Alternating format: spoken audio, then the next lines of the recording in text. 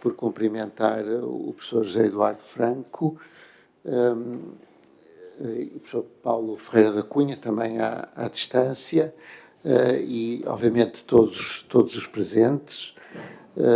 Queria agradecer à organização, ao projeto Dignipédia Global, ao Centro de Estudos Globais da Universidade Aberta e ao JUSGOV da Universidade do Minho e seus responsáveis, está ali a professora Patrícia também, e a todas as demais entidades que contribuíram, quer para este projeto, quer para este colóquio.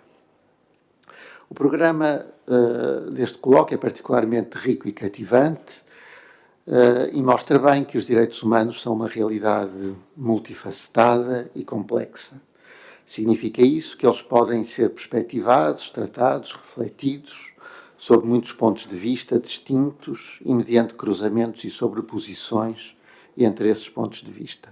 Assim, podemos abordá-los de uma forma mais teórica ou mais prática, podemos abordá-los a partir da experiência da cidadania, da experiência judiciária, podemos abordá-los também a partir da filosofia, da teologia, da religião.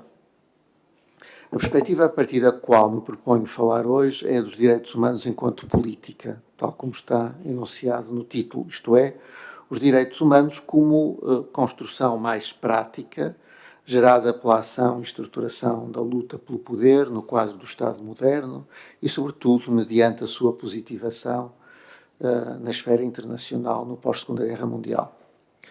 Mas há, sobretudo, duas formas de olhar para os direitos humanos enquanto política. Há uma forma que considera, digamos, que é mais abrangente, eu diria uma tese forte, que diz que os direitos humanos são apenas uma política, são uma construção política e prática, e não são mais do que isso.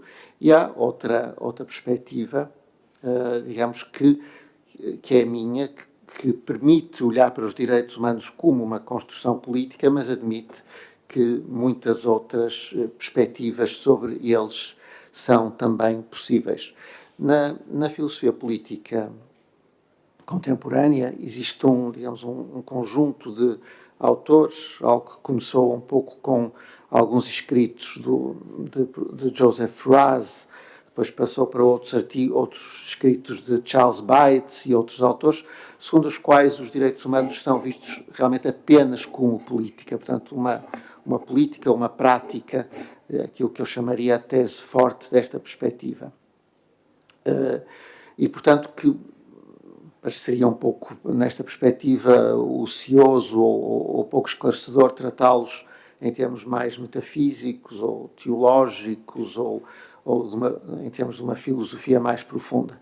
Mas, como eu disse, a minha visão é que os direitos humanos podem e devem ter uma leitura política, mas não devem ter apenas uma leitura política, ou seja, não devemos reduzir apenas essa leitura. Ainda assim, é essa mesma leitura que eu gostaria de hoje sugerir. O que são, então, os direitos humanos a partir de uma leitura política? Os direitos humanos são proteções de interesses humanos fundamentais que se manifestam historicamente num conjunto de práticas sociais, práticas jurídicas, portanto, também origem a direitos legais. Os direitos humanos, portanto, têm a ver com interesses humanos que protegem, mas emergem socialmente. Emergem, como eu disse, na prática, em determinadas práticas jurídicas, mas também em práticas sociais, movimentos sociais, organizações não governamentais, etc. Ora, esta visão mais política ou mais prática dos direitos humanos tem alguns corolários, ou algumas teses associadas, que eu passaria então a enunciar. Em primeiro lugar, ao olhar para os direitos humanos enquanto política, temos de distanciá-los face ao justnaturalismo e às, digamos, filosofias fundacionistas desses mesmos direitos. E é sobre isso que falarei agora um bocadinho. Na visão mais canónica ortodoxa da história dos direitos humanos, existe uma forte ligação entre eles e a ideia de direitos naturais subjetivos que emerge na Europa moderna, com um importante influxo de diferentes correntes, incluindo aqui da nossa Escola de Salamanca, e que se traduz, digamos, numa expressão particularmente influente no justnaturalismo do século XVII, exemplificado, digamos, para dar apenas um exemplo, no pensamento de John Locke. Refiro este autor na medida em que a sua filosofia parece particularmente influente nas declarações de direitos da Revolução Americana, desde logo na Declaração da Independência, escrita por, como sabemos, Thomas Jefferson, em 1776, como na declaração, indiretamente, também na Declaração dos Direitos do Homem e do Cidadão, da Revolução Francesa de 1789 e nas declarações que lhe sucedem.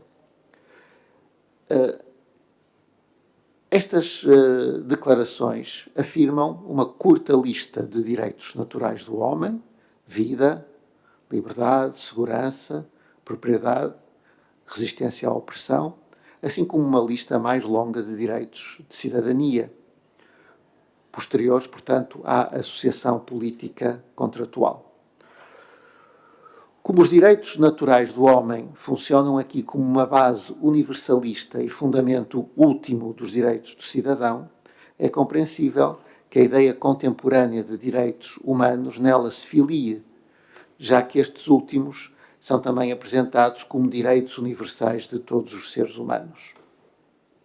No entanto, não é esse o entendimento de uma visão política dos direitos humanos. Para a visão política, os direitos humanos não são direitos naturais do homem, nem são deles derivados. São antes um conjunto de direitos que engloba, aliás, as tradições constitucionais dos direitos de cidadania, mas positivados na esfera internacional, mediante um conjunto de atos de vontade política. Enquanto direitos morais e jurídicos emergentes na prática e não derivados de uma teoria específica, emergentes, portanto, na prática ou num vasto conjunto de práticas, os direitos humanos, na visão política, não são, portanto, direitos naturais do homem. Ou seja, numa perspectiva política, seja ela qual for, os direitos humanos, tal como hoje os entendemos, devem ser desconectados face ao justnaturalismo e ao contratualismo moderno. Mas podemos ir mais longe e dizer que, numa visão política, os direitos humanos devem ser vistos como não fundados ou não fundamentados em qualquer visão da natureza humana ou em qualquer filosofia normativa abrangente. Eles são definidos, insisto, em termos práticos e funcionais, como um conjunto de práticas sociais e jurídicas cuja função é delimitar a soberania dos Estados sobre os indivíduos e assim defender os seus interesses básicos. Portanto, o primeiro ponto, o primeiro corolário desta visão política e prática dos direitos humanos é que eles devem ser associados a práticas específicas, práticas sociais e jurídicas também, e, por outro lado, desconectados face quer à tradição dos direitos naturais do homem, digamos, direitos naturais, chamada tradição do direito natural moderno, quer em relação a outras filosofias ou antropologias abrangentes, porque não é esse o lugar, por assim dizer, o lugar teórico, o locus de produção dos direitos humanos. E esse locus são as próprias práticas sociais de defesa de interesses fundamentais dos seres humanos. Segundo corolário, digamos, desta visão política, é a preferência por uma análise histórica dos direitos humanos e, desde logo, da sua própria gênese, não é? E falarei sobre isso agora um bocadinho, uns 5 minutos. Este distanciamento entre os direitos humanos e a tradição justnaturalista ou outras filosofias abrangentes é geralmente acentuado na perspectiva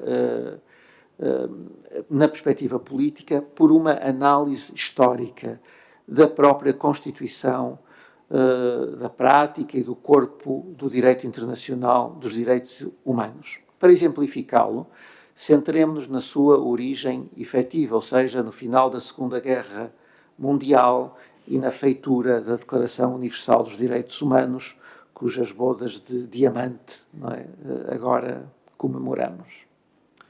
Como sabemos, muitos militantes e juristas procuraram durante anos que uma Declaração Internacional de Direitos Humanos, era assim que era geralmente referida, uma Declaração Internacional de Direitos Humanos, fosse adotada, mas a oportunidade surgiu apenas no final da Segunda Guerra Mundial. A Conferência de São Francisco e a Carta das Nações Unidas apontam já para a importância dos direitos de todos os seres humanos, mas foi no quadro da própria Organização das Nações Unidas e mais propriamente o Comitê Económico e Social que se estabeleceu a necessidade de elaborar um tratado ou uma Declaração Internacional de Direitos Humanos. Saída do Comitê Económico e Social, a Comissão de Direitos Humanos da ONU, presidida por Eleanor Roosevelt, foi encarregada da redação do documento. O trabalho dos historiadores, nomeadamente de Mary Ann Glendon, é revelador do modo como as relações pessoais, as pressões dos governos e os equilíbrios geopolíticos desempenharam um papel fundamental em todo o processo de feitura da Declaração a partir do início de 1947 e a culminar no dia 10 de dezembro de 1948. O espírito prático e realizador da Sra. Roosevelt, muito enfatizado por Glendon, permitiu desde cedo optar por uma declaração em vez de um tratado. Sabendo hoje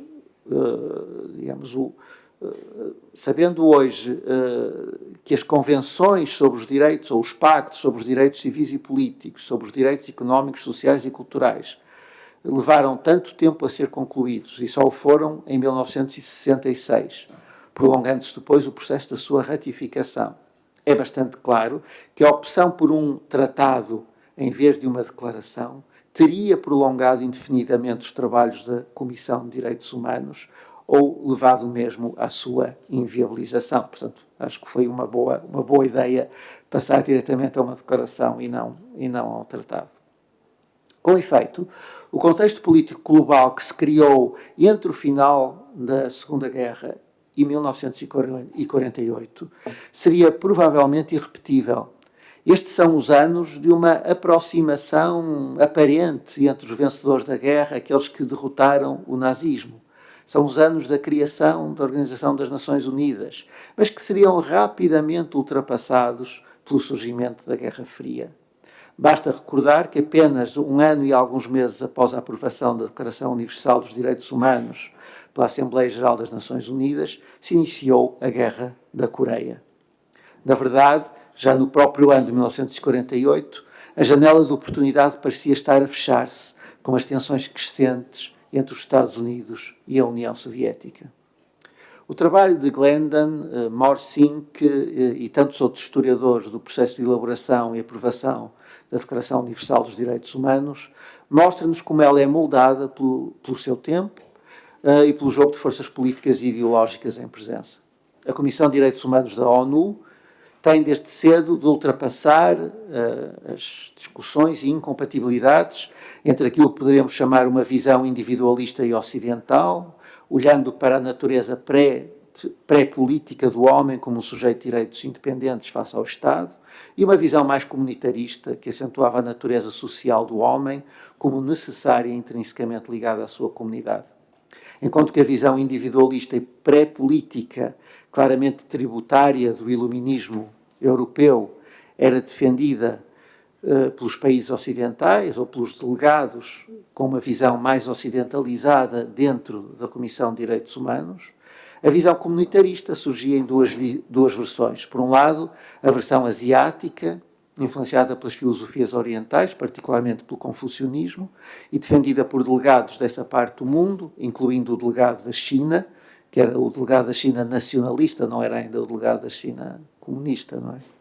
Por outro lado, a visão, também dentro do comunitarismo, a visão marxista, representada não só pela União Soviética, mas também por todos os restantes países socialistas. Por exemplo, o delegado da Jugoslávia defendia sempre com grande ênfase que a visão individualista do Ocidente estava ao serviço da classe dominante para manter os seus privilégios, não é? E que, portanto, o que era necessário era enfatizar o caráter social do homem, o que estava, aliás, de acordo com o pensamento marxiano e com a visão marxista em geral.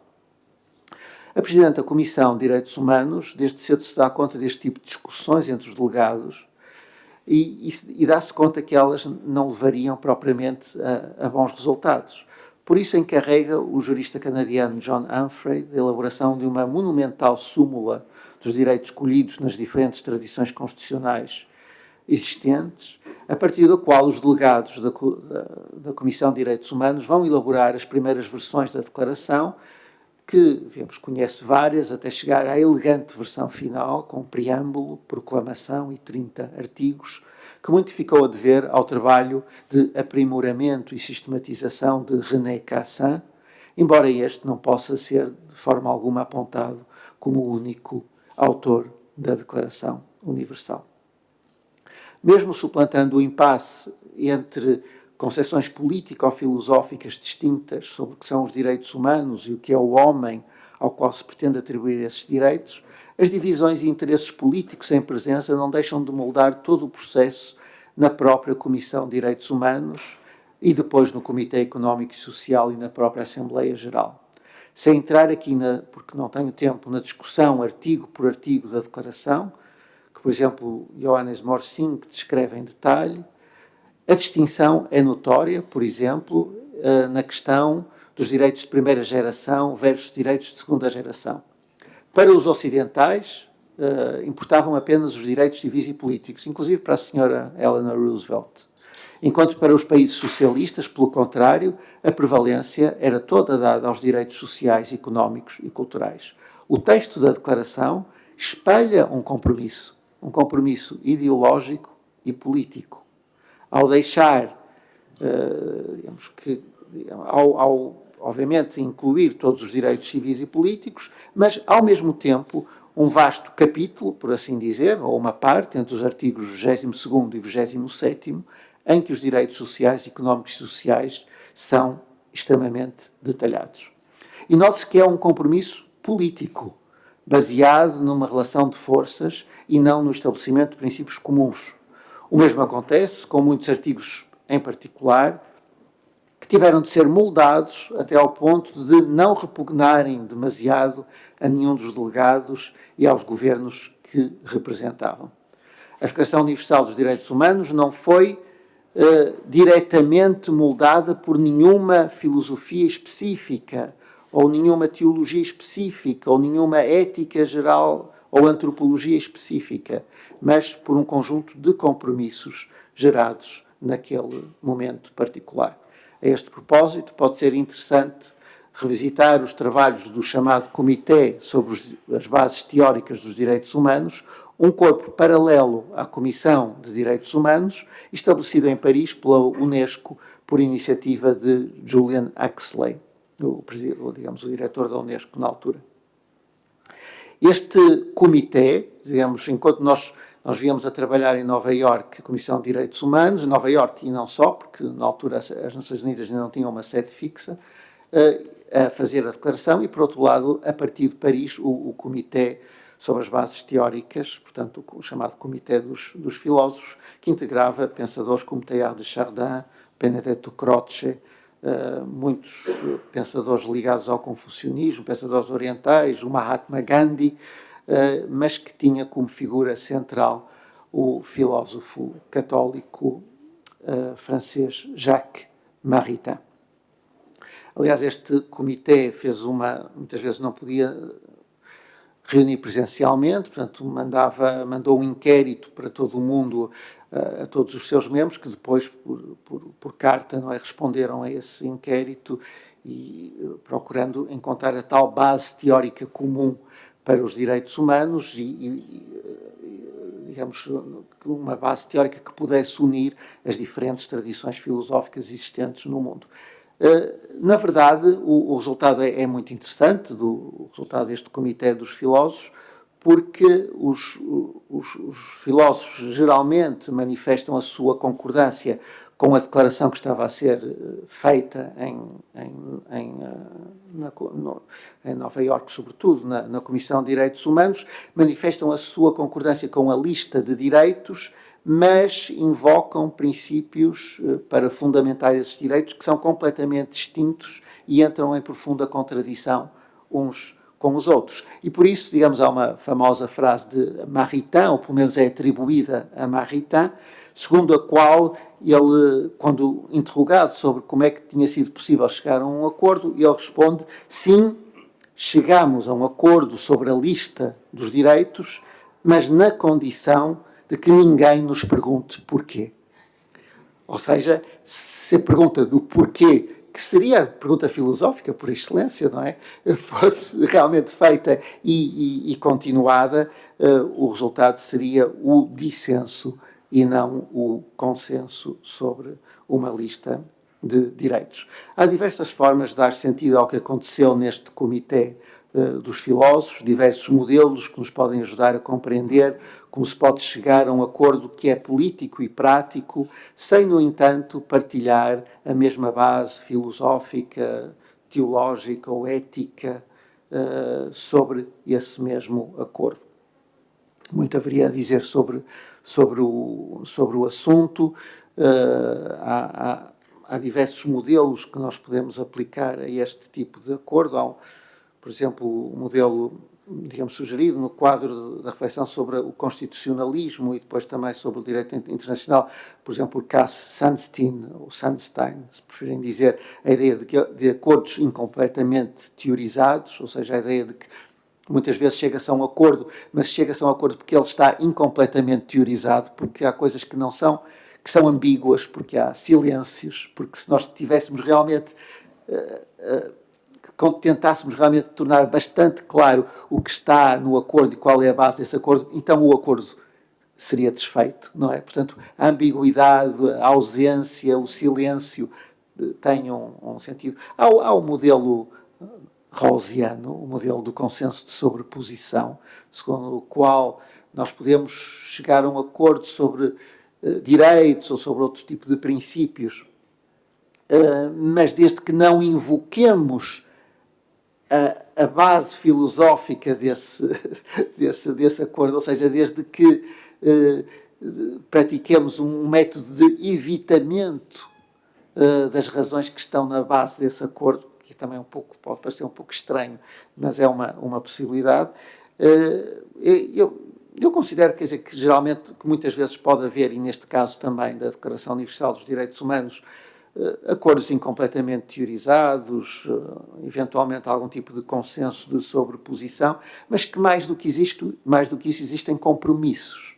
E um compromisso não é necessariamente um consenso, é simplesmente um ponto a que se chega face às diferentes perspectivas em presença, não é? E que permite chegar a um resultado sem que, no entanto, esse resultado possa ser fundado ou fundamentado numa teoria geral e profunda e específica.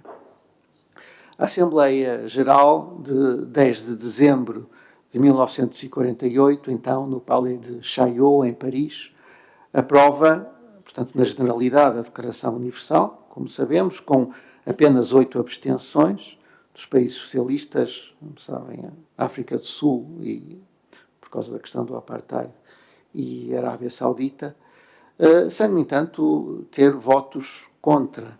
Mas na generalidade, houve alguns votos contra em alguns artigos, na votação, na especialidade.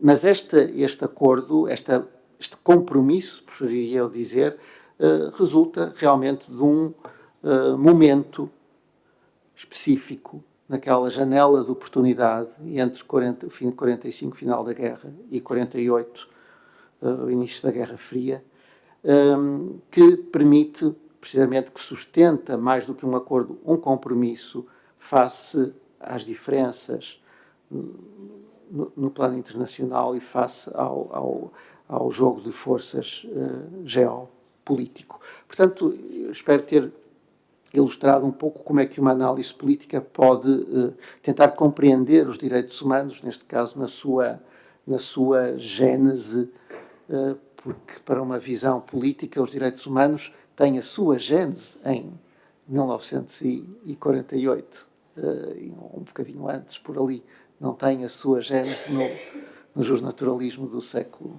XVII. Terceiro ponto que eu gostaria, também vou-me encaminhando para o final, gostaria de deixar aqui também como ilustração de uma análise política, é a evolução dos direitos humanos depois de 48. Não é? O que é que acontece depois de 48? Partindo da nossa perspectiva atual, tendemos a pensar que o mundo da segunda metade do século XX, desde 48, é, por excelência, o mundo dos direitos humanos, ou a era dos direitos humanos, para usar a frase e o título de Norberto Bobbio. Ou seja, um momento em que estes detêm uma grande centralidade, pelo menos no discurso político, tanto a nível interno dos Estados como a nível internacional. Mas não é necessariamente assim. E podemos, de novo, recorrer aos historiadores, e desta vez eu recorreria a um outro historiador dos direitos humanos que é particularmente interessante, Samuel Moyne, que se tem ocupado em especial do papel dos direitos humanos depois do surgimento da Declaração Universal. Moyne faz uma análise das referências aos direitos humanos na imprensa anglo-saxónica, nos Estados Unidos e no Reino Unido, para mostrar que o grande interesse, portanto, ele analisa as referências em jornais aos direitos humanos e mostra que o grande interesse pelo tema dos direitos humanos decresce rapidamente depois de 1948, portanto, os direitos humanos eram muito referidos no momento em que se estava a fazer a declaração e quando ela foi aprovada, a Declaração Universal, mas depois decresce ou nunca cresce muito a partir daí até 1977. Porquê? Porque entre 48 e 77 digamos, o interesse pelos direitos humanos não parece propriamente agarrar o discurso público e o discurso político. Ora, digamos, nesse período que se desenvolve aquilo a que chamamos Guerra Fria, durante o qual os direitos humanos são politicamente suplantados por outras preocupações, como a competição entre o modelo capitalista e o modelo socialista, não é? Que está na base da Guerra Fria, e, por outro lado, no chamado Terceiro Mundo, pelo processo de descolonização. E esse processo de descolonização, muito raramente feito em nome dos direitos humanos e mais frequentemente feito invocando ideais nacionalistas, por um lado, e, por outro lado, ideais marxistas, mas em ambos os casos bem longe das preocupações que a Declaração Universal e depois os dois pactos de 1966 patenteiam. Só nos anos 70, com a Conferência de Helsínquia e a ata final de Helsínquia, que marca o chamado apaziguamento entre as duas superpotências, é que os direitos humanos voltam a entrar na agenda. É no seguimento de Helsínquia que surge a presidência Carter nos Estados Unidos, em 1977, e que coloca, pela primeira vez, os direitos humanos no centro da política externa. E é precisamente nesse ano que eles voltam a ter maior repercussão e que cresce a sua repercussão na imprensa internacional e também no discurso político. Mas a verdade é que os anos 70 e o início dos anos 80 não são ainda propriamente e num sentido mais forte a tal era dos direitos humanos. A verdadeira era dos direitos humanos, surge a partir de 1989, com a queda do Muro de Berlim, o término da Guerra Fria e o alargamento da ideia da ordem internacional liberal que as próprias Nações Unidas e a Declaração de Direitos Humanos simbolizavam. Face à deflação ideológica que o final da Guerra Fria e o triunfo do Ocidente provoca, os direitos humanos parecem ser, ou parecem passar a ser, não é? Final dos anos 80, princípio dos anos 90, a causa central que substitui as batalhas ideológicas do passado. Essa transformação não se dá apenas ao nível das instituições internacionais, mas também, e talvez sobretudo, ao nível dos movimentos de cidadania e das organizações não governamentais e da consciência dos povos.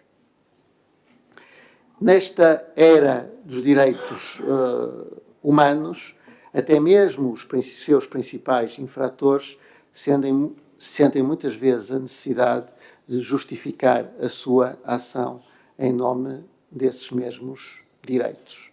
Mas, de novo, este momento de história, da história, ou daquilo que Francis Fukuyama considerava então, para aqueles que se recordam, o final da história, recorrendo a categorias hegelianas, também este momento é rapidamente ultrapassado com a emergência do terrorismo global e o simbolismo do ataque às Torres Gêmeas de Nova Iorque em 2001.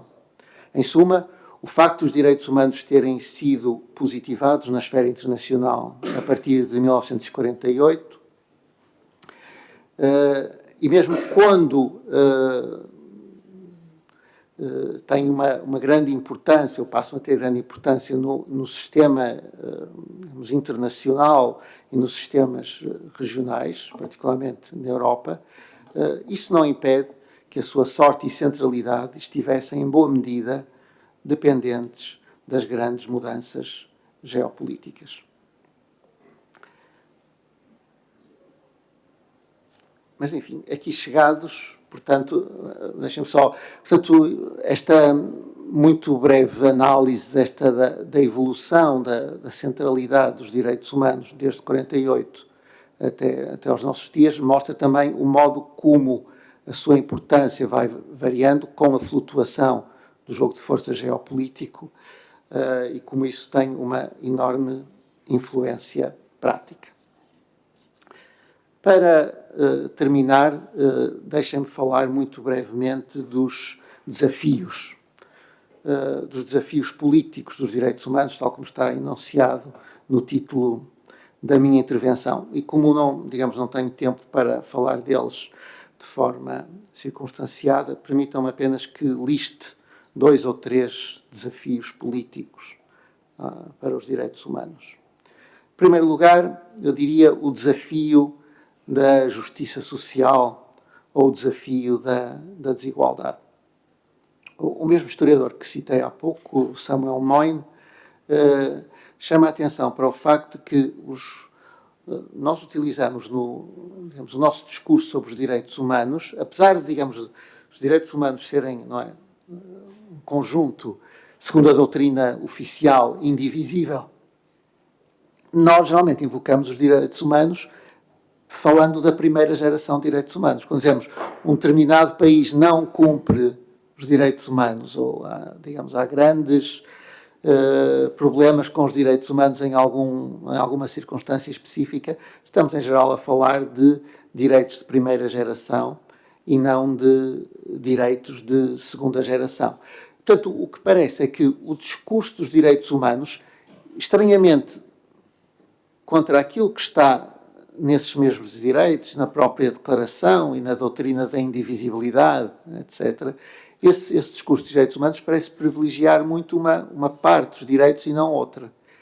E esse discurso dos direitos humanos, segundo o Moyn e outros, de certa forma contribuiu para uma menor atenção em relação às questões da desigualdade e da justiça social. Não é como se os direitos de segunda geração fossem menos direitos humanos do que os direitos de primeira geração. E, portanto, aqui um desafio político ao olharmos para os direitos humanos consiste em um bocadinho reequilibrar a balança. Quer dizer, de olhar para esses direitos, pensar, obviamente, na importância dos direitos de primeira geração, das liberdades fundamentais, etc., mas, ao mesmo tempo, pensar claramente nos direitos de segunda geração. Reparem, num mundo extremamente desigual e onde continua a existir de forma extremamente representativa a pobreza absoluta, não é? Em muitos países. Portanto, este desafio da justiça social e da desigualdade é um desafio para o discurso dos direitos humanos, para a prática dos direitos humanos, que eu acho que nós teremos de confrontar nos próximos anos. Segundo desafio, o desafio da multiculturalidade. Claro que, enfim, este desafio é mais antigo, não é? Está com os direitos humanos desde a sua fundação, em 1948, quando é aprovada a Declaração Universal. Existe, não é, uma famosa declaração da Associação Americana de Antropologia, que diz basicamente que, digamos, os direitos humanos não são universais, porque, como sabem, a antropologia cultural de meados do século XX é extremamente relativista, não é? E, portanto, é a ideia do relativismo cultural, não é? Que aparece aí muito forte, não é? Vem para aqueles que têm mais ou menos a minha idade. Eu recordo-me ler no liceu um livro de Ruth Benedict, já dos padrões de cultura, que era, precisamente mostrava esse tipo de visão relativista. Portanto, embora a Associação Americana de Antropólogos depois tenha feito uma segunda declaração, muito mais tarde, que corrige um pouco este relativismo de base e que, de certa forma, dizia que os direitos humanos eram uma coisa meramente ocidental, que noutras culturas nem sequer havia palavras que permitissem falar de direitos humanos. Apesar da Associação Americana de Antropologia ter corrigido um pouco isto, a verdade é que o desafio da multiculturalidade depois permaneceu ao longo do tempo, e há muitos episódios nos debates ou nas discussões sobre direitos humanos que constantemente nos recordam este desafio. Pensem, por exemplo, a partir dos anos 90, a chamada polémica dos valores asiáticos, não é? Polémica dos valores asiáticos, iniciada pelo líder de Singapura, mas depois muito aproveitada pelas autoridades políticas chinesas. Obviamente, a ideia que nós aqui na Ásia temos valores diferentes, valores confucionistas, valores menos individualistas, portanto, a nossa visão dos direitos humanos é uma visão radicalmente diferente que os ocidentais, as próprias Nações Unidas, muitas vezes não compreendem. E depois da polémica dos valores asiáticos, que foi sobretudo durante os anos 90, embora continue até aos nossos dias, apareceu, não é, a polémica que, ao fim e ao cabo, se sobrepõe a essa dos valores islâmicos, não é? Estou ali a olhar para a professora Patrícia Jerónimo e a recordar de uma conferência que ela, em boa hora, trouxe à Universidade do Minho, o professor Naim, não é? Mas o professor Naim é praticamente dos poucos autores, não é, que procura defender os direitos humanos num contexto islâmico. Na maior parte dos casos, essa defesa não existe ou é mais difícil de se fazer. Portanto, o desafio do mundo islâmico aos direitos humanos é mais digamos, uma camada deste desafio da multiculturalidade. E hoje em dia, mais uma vez, obviamente, digamos, a grande diferença, porventura, hoje em dia, é que a multiculturalidade não está apenas longe, mas também está perto, devido ao grande crescimento dos movimentos migratórios, não só para a Europa, para os Estados Unidos, mas obviamente é uma realidade em todo o globo. O crescimento dos movimentos migratórios faz com que a multiculturalidade esteja dentro e perto e não apenas fora e longe. E, portanto, esse desafio aos direitos humanos é muito mais, está aqui, não é? Está connosco, digamos, e mais uma vez aí se confronta quer ao nível da jurisprudência dos tribunais, quer ao nível da própria legislação, quer ao nível do modo como os agentes do Estado, realizam as políticas públicas, está constantemente presente e, portanto, este é, sem dúvida, um dos desafios políticos e há muitas formas de encaminhar os direitos humanos, torná-los mais sensíveis à multiculturalidade ou recusar essa sensibilidade à multiculturalidade. Esse é um desafio político, é um desafio que faz parte das polémicas políticas internas e globais e que continuará connosco nos próximos anos. E para terminar, porque não quero monopolizar o tempo, um outro desafio, que é também um desafio antigo, o desafio do realismo político. Este é, o mais antigo de todos os desafios, não é?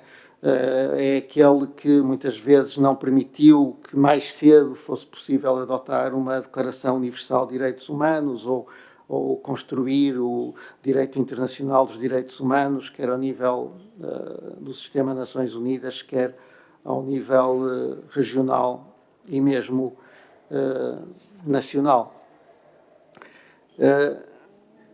Já sabemos que, em nome do realismo político, ou até mesmo das chamadas razões de Estado, se pode facilmente elidir os direitos humanos ou, pelo menos, minorizá-los. Claro que todos os que insistem na importância dos direitos humanos e na sua centralidade na vida coletiva, para todos nós que insistimos nessa importância e nessa centralidade, é importante continuar a exigir o respeito estrito dos direitos humanos. Mas, de um ponto de vista mais realista, devemos, pelo menos, exigir que os direitos humanos não saiam da discussão política, não saiam da esfera pública. E esse aspecto parece-me particularmente interessante para contrariar este desafio do realismo político. Os moralistas do século XVIII diziam que a hipocrisia é o tributo que o vício paga à virtude, que é como quem diz, a hipocrisia pode ser uma coisa boa, porque significa, pelo menos, o reconhecimento da virtude por parte do vício. E, portanto, quando algum líder político que seja particularmente conhecido pelo seu pouco apreço pelos direitos humanos insere os direitos humanos no seu discurso, isso não é necessariamente mau, porque significa que, pelo menos, eles estão lá. A hipocrisia pode ser boa, não é? E, portanto, numa situação como tantas que vivemos hoje em dia no mundo, pode ser, quando não existe outra possibilidade, pode ser bom, pelo menos, que se fale hipocritamente dos direitos humanos, porque quando alguns falam dos direitos humanos hipocritamente, pelo menos dão-nos a oportunidade de, em algum momento, voltar o seu discurso contra eles mesmos. Muito obrigado.